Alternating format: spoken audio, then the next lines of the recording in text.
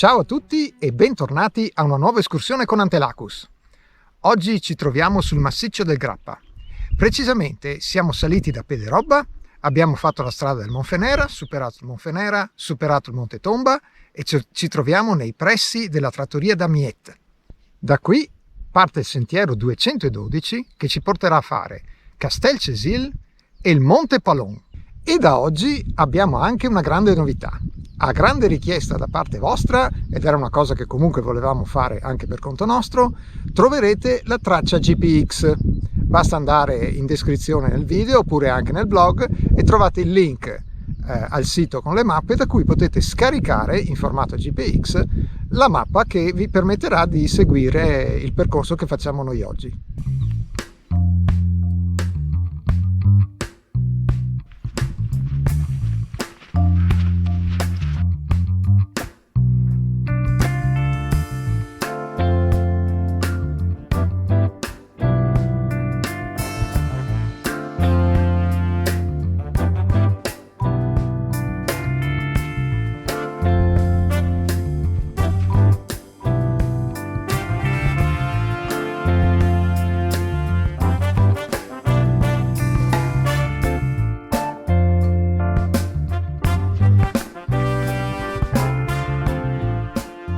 Dopo circa un quarto d'ora dalla partenza il sentiero si impenna e per arrivare a Castelcesil si passa per le opere militari della Prima Guerra Mondiale che sono state risistemate qualche anno fa. Questa per esempio è una galleria chiusa. Ecco, abbiamo ripreso il sentiero principale ed ecco dopo un bel po' che ritroviamo i segni su questo paletto.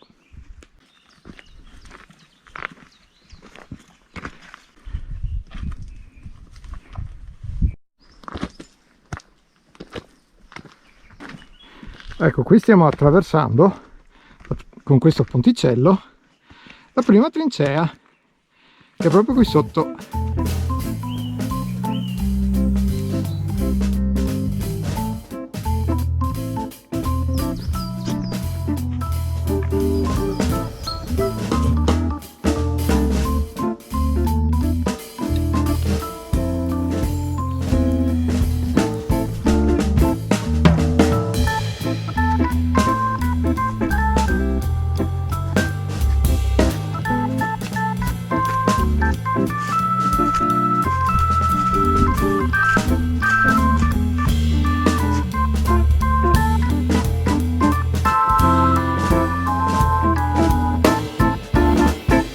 Arrivati qui, poco sotto la cima di Castelcesil, c'è tutto un sistema di trincee e c'è anche una galleria.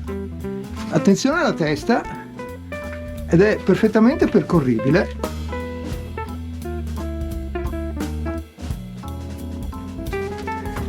È abbastanza breve.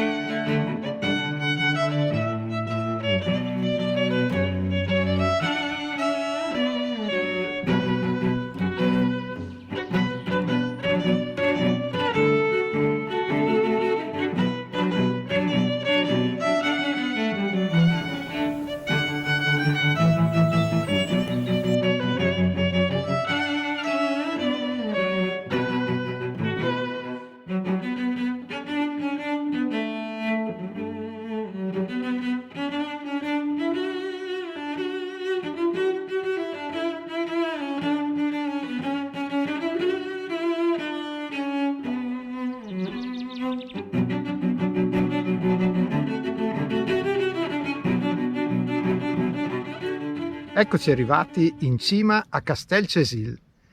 Qui sono state ripristinate tutte le opere della Prima Guerra Mondiale, trincee, gallerie, ed è tutto visitabile, veramente molto interessante.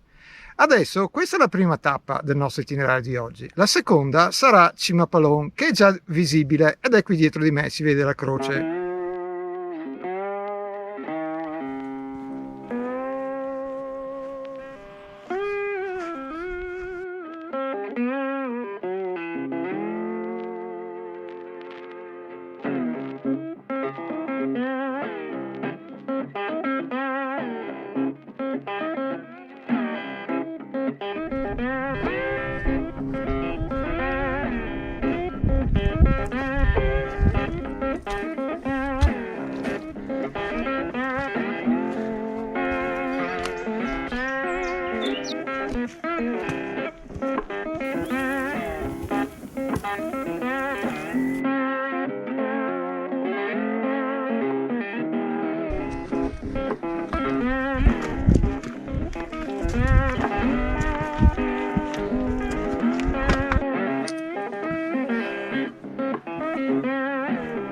Breve tratto attrezzato, niente di particolare.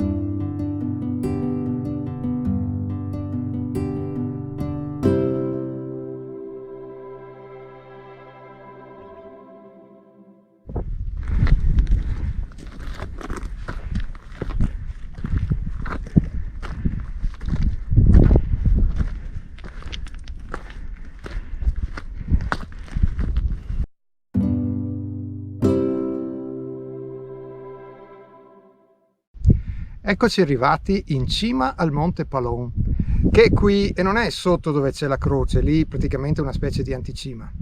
Adesso la nostra prossima tappa è Bocca di Forca e subito dopo Malgapizzo.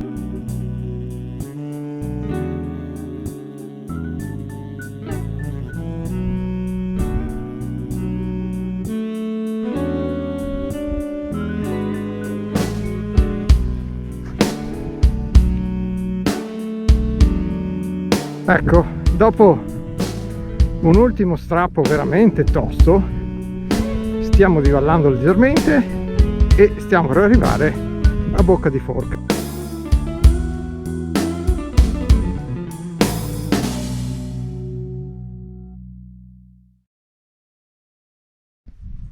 Ecco, qui abbandoniamo il 2,12 che proseguirebbe verso il Sacello della Mandria e prendiamo questa strada asfaltata che ci porterà a Malgapizzo.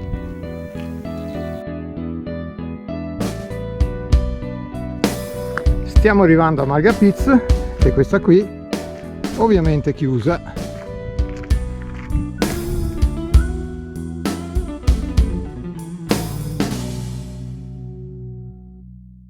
Eccoci a Malgapizzo. Qui è finita la salita, adesso cominciamo la discesa per il sentiero 8,40. Qui tra l'altro alle mie spalle ci sono le vette feltrine, un panorama eccezionale. Dobbiamo tornare indietro per qualche decina di metri e prendere appunto il sentiero 8,40 che ci porterà a Malga Barbeghera. Siamo tornati indietro qualche decina di metri da Malgapizzo e bisogna traguardare quel cartello lì. Qui è tutto rovinato e non c'è un vero sentiero, ma è chiaramente questo sentiero che stiamo percorrendo, che è anche più una mulattiera più che un sentiero, è molto vicino al 212 che abbiamo fatto un paio d'ore fa, e infatti si vede anche proprio qui sopra. Fra un po' però ci staccheremo, ci allontaneremo definitivamente per raggiungere Malga Barbeghera. Una notazione: qui non ci sono segnavia né numerazione, però è molto evidente sul terreno.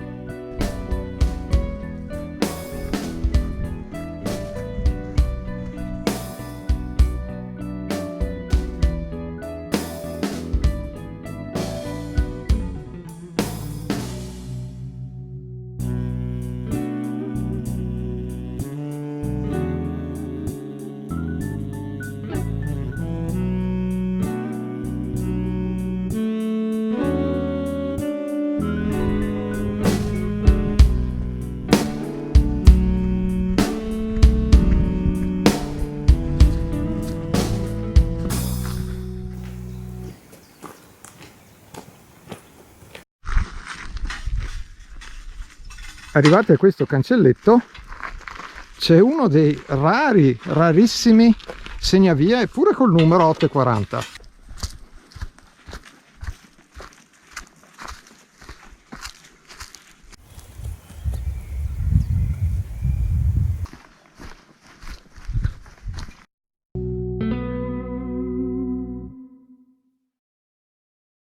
Ecco, siamo arrivati all'ultima malga della giornata, la fossa, dove lasciamo il sentiero 840 che scenderebbe ad Alano di Piave e prendiamo la strada che parte da dietro la malga e che ci riporterà al punto di partenza.